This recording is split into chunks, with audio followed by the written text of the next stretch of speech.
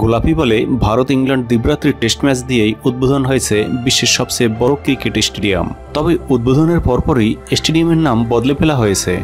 Sardar Patel stadium নামে আর ডাকা হবে না একে। এখন থেকে এর নাম নরেন্দ্র মোদী স্টেডিয়াম। বুধবার বিশ্বের সবচেয়ে বড় ক্রিকেট গ্রাউন্ডকে নিজের নামে করে নেন ভারতের প্রধানমন্ত্রী নরেন্দ্র মোদী। ভারতের গণমাধ্যম এনডিটিভির এক প্রতিবেদনে এ তথ্য জানানো হয়েছে। স্টেডিয়ামটির উদ্বোধনী অনুষ্ঠানে বক্তব্যকালে দেশটির স্বরাষ্ট্রমন্ত্রী অমিত শাহ বলেন, গুজরাটের মুখ্যমন্ত্রী থাকার সময়ই এই স্টেডিয়ামের ধারণা তৈরি করেন প্রধানমন্ত্রী নরেন্দ্র মোদী। ওই সময় তিনি গুজরাট ক্রিকেট অ্যাসোসিয়েশনের প্রেসিডেন্ট ছিলেন। নরেন্দ্র মোদী ক্রিকেট স্টেডিয়ামে একসঙ্গে বসে খেলা দেখতে পারবেন 1,32,000 মানুষ। এটাই হবে দুনিয়ার সবচেয়ে বড় খেলাধুলার স্টেডিয়াম। এই ঘটনার পর সমালোচনার ঝড় তুলেছেন মোদী বিরোধীরা।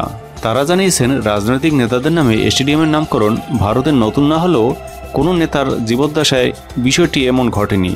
জওহরলাল নেহরুর নামে রয়েছে 9টি স্টেডিয়াম। দিল্লি, গুয়াহাটি, বিজয়ওয়াড়াতে ইন্দিরা গান্ধীর নামেও স্টেডিয়াম রয়েছে। ডেরাডুনে, হায়দ্রাবাদ, কোচিতে রাজীব গান্ধীর নামে স্টেডিয়াম তৈরি হয়েছে। অটল বিহারী বাজপেয়ীর নামে রয়েছে 2টি। নামকরণের সময় এসব নেতা বেঁচে ছিলেন না, অথবা তাদের কারো ক্ষমতায় থাকার সময় করা হয়নি। কিন্তু নরেন্দ্র মোদীর বেলায় এমনটি ঘটেনি, ঘটেছে এর পুরো উল্টো।